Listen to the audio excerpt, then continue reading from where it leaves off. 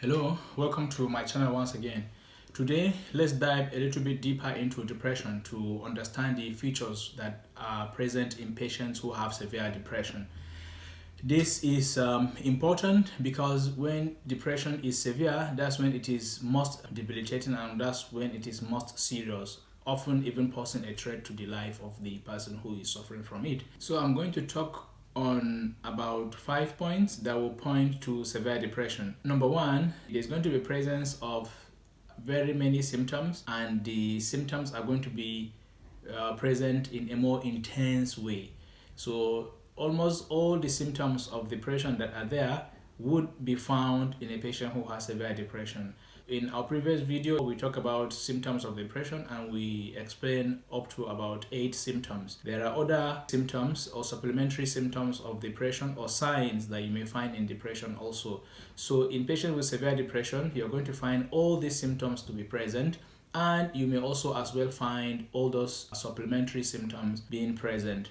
For instance, the core symptoms of depression include sustained feeling of unhappiness, loss of interest and pleasure, reduced energy and activity, ideas of worthlessness and excessive guilt, hopelessness, loss of concentration, changes in sleep and appetite. All those features are going to be there in a person who has severe depression. Also, in a person who has severe depression, in addition to having all these symptoms being present, the symptoms are going to be more intense. For instance, the sustained feeling of unhappiness is going to be so intense that the person would easily find himself being tearful. The person would be easily moved to crying. So when you find that you're feeling so unhappy and that you easily find yourself crying, then that points to the intensity of the feeling of unhappiness. Also, the loss of interest and pleasure is going to be so severe that the person is unable to engage in virtually anything because nothing gives them pleasure. The decreased energy and activity is also going to be so severe that they might have no energy at all to do any of their usual activities. So first pointer to severe depression is that there are going to be so many symptoms and the symptoms are going to be so intense and so severe. Even the feeling of unhappiness is going to have a distinct quality in which the person feels that he is so unhappy, and the feeling of unhappiness has a painful tone to it. The person feels so unhappy and the unhappiness have this painful tone, and that perhaps explains even the weepy spells, that tearfulness, that tendency to being easily moved to tears. So that's one pointer to severe depression. The second pointer for severe depression is presence of what we call psychotic symptoms. So psychotic symptoms are a collection or a number of symptoms that point to alterations in perception of reality.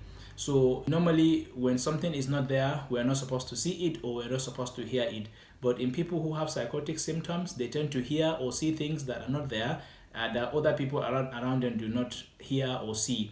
Those are called hallucinations. When I begin to hear something or when I begin to see something that other people around me do not hear or see, that is called hallucination. And presence of hallucination is one of those psychotic symptoms. And psychotic symptoms are found or can be found in severe forms of depression. But there are some other psychiatric disorders that we're going to talk about in the future that are primarily psychotic disorders, which means the disorders are all about presence of these psychotic symptoms. Whereas in severe depression, these psychotic symptoms are only present because the condition is severe. So these psychotic symptoms are only a complication of this depression that the person has. This is one difference. Another difference is that even the nature of the psychotic symptoms that you find in depression are usually unique, in the sense that patients with depression, when they hear voices, the tendency is for them to hear the voices or to hear those auditory hallucinations insulting them or saying things bad about them. Remember, we mentioned in our depression video that people who have depression tend to look down upon themselves. They tend to think that they are useless. They tend to think that they are unimportant. And they generally have a kind of self-critical attitude towards themselves. Now, in psychotic depression or in the presence of psychotic symptoms in severe depression, those psychotic symptoms are also in tune with that kind of thinking, in which the person will begin to hear voices either insulting them or saying a lot of bad things about them. When we see that, that's when we really know that this is what we call mood congruent psychotic symptoms.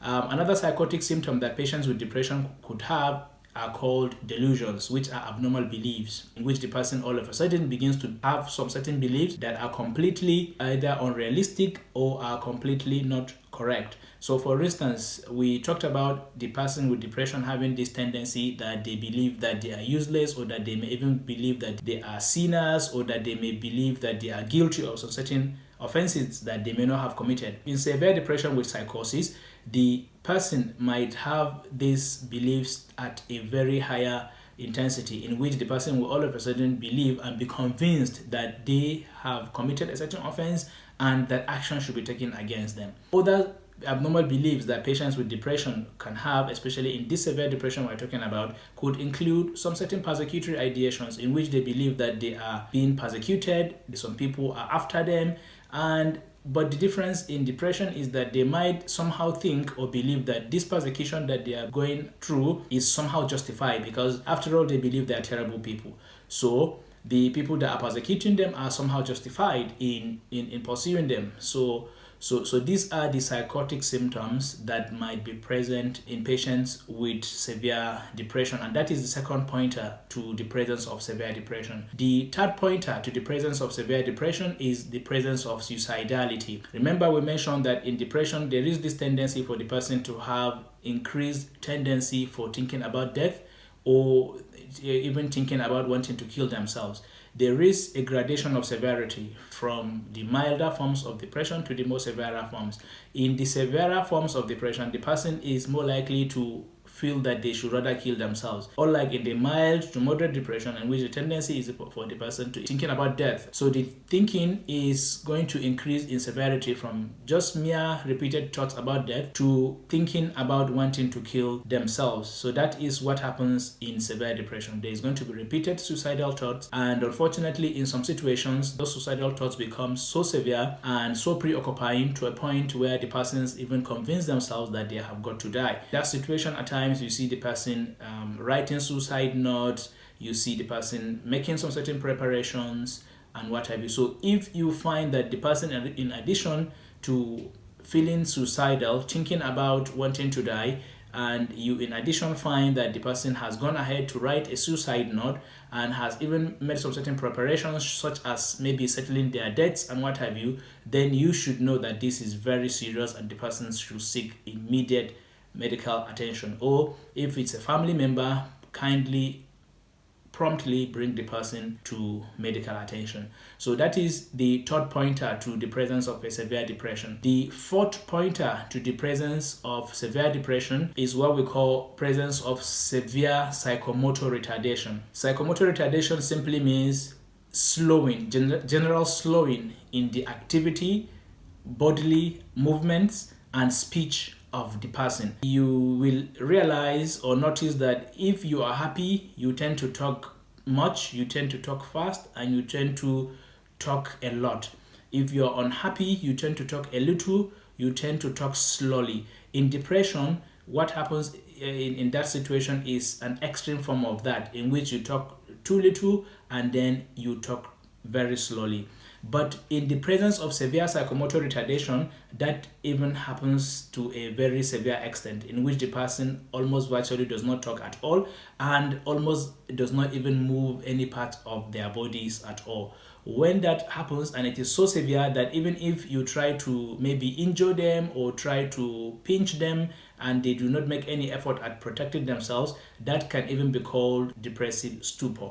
The terminology is not very important, but it is just important for you to know that in severe depression, there is severe psychomotor retardation in which the individual talks very little or not at all, or the individual does not even make any movements at all.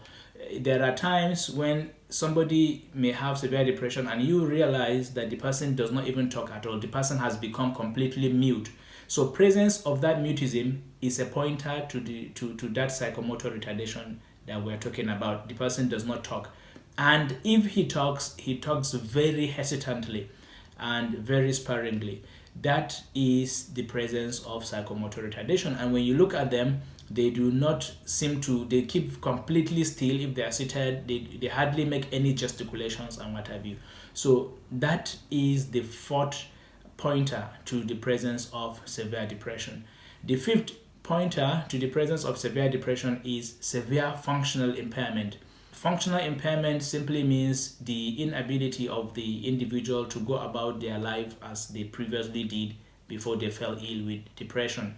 And people should be able to go about their normal life in so many domains. One of them is their ability to take care of themselves, which we call personal functioning, where you are able to, when you wake up in the morning, bathe yourself, brush your teeth, dress yourself, feed yourself, and go to work. So this is normal personal functioning, and it is expected of this. We take it for granted that it is expected of everybody.